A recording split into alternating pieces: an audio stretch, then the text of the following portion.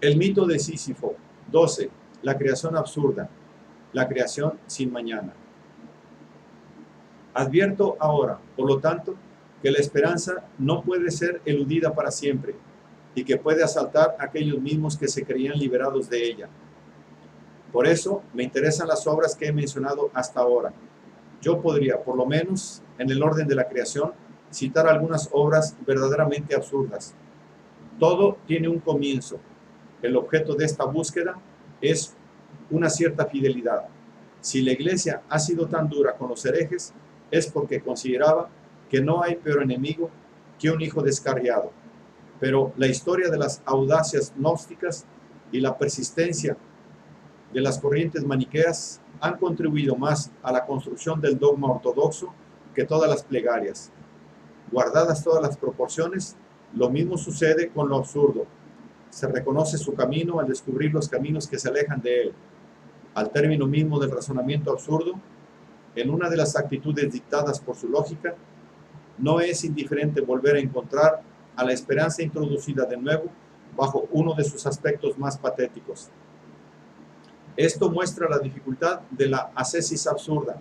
Esto muestra, sobre todo, la necesidad de una conciencia mantenida sin cesar y se incorpora al marco general de este ensayo.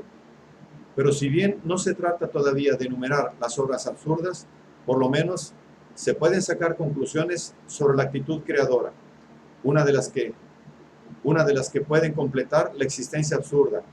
El arte no puede ser servido por nada tan bien como por un pensamiento negativo. Sus maneras de proceder oscuras y humilladas son tan necesarias para la inteligencia de una gran obra como lo es el negro para el blanco. Trabajar y crear para nada, esculpir en la arcilla, saber que la propia creación no tiene porvenir, ver la propia obra destruida en un día, teniendo conciencia de que, profundamente, eso no tiene más importancia que construir para los siglos. Es la sabiduría difícil que autoriza el pensamiento absurdo. Realizar simultáneamente estas dos tareas, negar por un lado y exaltar por el otro, es el camino que se abre al creador absurdo. Debe dar al vacío sus colores. Esto lleva a una concepción particular de la obra de arte. Se considera con demasiada frecuencia que la obra de un creador es una serie de testimonios aislados. Se confunde entonces al artista con el literato. Un pensamiento profundo está en devenir continuo. Abraza la experiencia de una vida y se amolda a ella. Del mismo modo, la creación única de un hombre se fortifica en sus aspectos sucesivos y múltiples, que son las obras. Las unas completan a las otras, las corrigen y las repiten, y también las contradicen. Si hay algo que termine la creación, no es el grito victorioso e ilusorio del artista cegado, lo he dicho todo, sino la muerte del creador, que cierra su experiencia y el libro de su ingenio.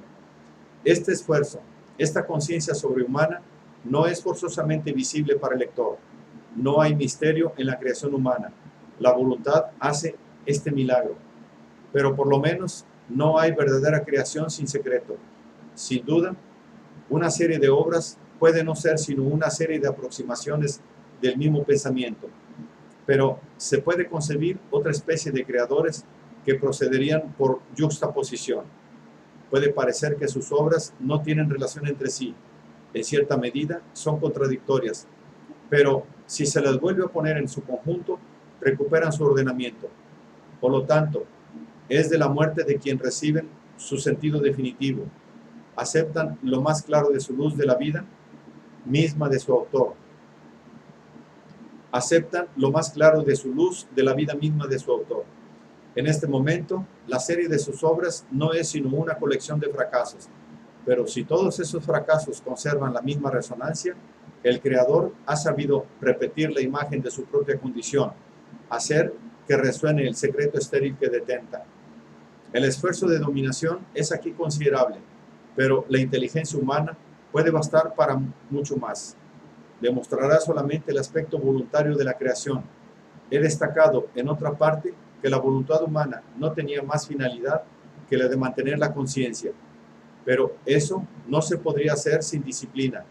La creación es la más eficaz de todas las escuelas de la paciencia y de la lucidez. Es también el testimonio trastornador de la única dignidad del hombre, la rebelión tenaz contra su condición, la perseverancia en un esfuerzo considerado estéril. Exige un esfuerzo cotidiano, el dominio de sí mismo, la apreciación exacta de los límites de lo verdadero, la mesura y la fuerza. Constituye una ascesis, todo eso para nada, para repetir y patalear. Pero quizá la gran obra de arte tiene menos importancia en sí misma que en la prueba que exige a un hombre y la ocasión que le proporciona de vencer a sus fantasmas y de acercarse un poco más a su realidad desnuda. Pero no nos confundamos de estética. Lo que invoco aquí no es la información paciente, la incesante y estéril ilustración de una tesis. Al contrario, si es que me he explicado claramente, la novela de tesis, la obra que prueba, la más odiosa de todas, es la que se inspira con más frecuencia en un pensamiento satisfecho. Se demuestra la verdad que se cree detentar, pero se trata de ideas que se ponen en marcha y las ideas son lo contrario del pensamiento. Estos creadores son filósofos vergonzantes. Aquellos de quienes hablo o que me imagino son, por el contrario, pensadores lucidos. En cierto punto en que el pensamiento vuelve sobre sí mismo, erigen las imágenes de sus obras como los símbolos evidentes de un pensamiento limitado, mortal y rebelde. Esas obras prueban, quizás, algo, pero más que proporcionarlas los gomedistas, se dan esas pruebas. Lo esencial es que triunfan en lo concreto y que esa es su grandeza. Este triunfo enteramente carnal les ha sido preparado por un pensamiento en el que han sido humilladas las facultades abstractas. Cuando lo son del todo, la carne hace que resplandezca la creación con todo su brillo absurdo. Los filósofos irónicos son los que hacen las obras apasionadas. Todo pensamiento que renuncia a la unidad exalta la diversidad, y la diversidad es el lugar del arte. El único pensamiento que libera el espíritu es el que lo deja solo, seguro de sus límites y de su fin próximo. Ninguna doctrina lo solicita. Espera a que maduren la obra y la vida. Separada de él, la primera hará oír una vez más la voz apenas amortiguada de un alma liberada para siempre de la esperanza. O no hará oír nada si el Creador, cansado de su juego, pretende desviarse. Eso es equivalente. Por lo tanto, yo exijo a la creación absurda lo que exigía al pensamiento, la rebelión, la libertad y la diversidad. Luego manifestará ella su profunda inutilidad.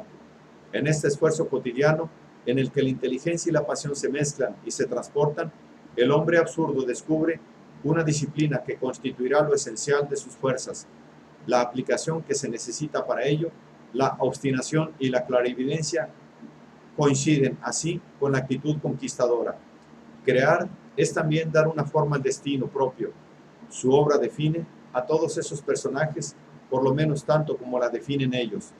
El comediante nos lo ha enseñado. No hay frontera entre el parecer y el ser. Repitámoslo, nada de todo esto tiene sentido real. En el camino de esta libertad hay que hacer todavía un progreso. El último esfuerzo de estos hombres emparentados, creador o conquistador, consiste en saber liberarse también de sus empresas, en llegar a admitir que la obra misma, bien sea conquista, amor o creación, pueden no ser, en consumar así la profunda inutilidad de toda vida individual. Eso mismo le da más facilidad para la realización de esta obra, así como el hecho de que advirtieran lo absurdo de la vida,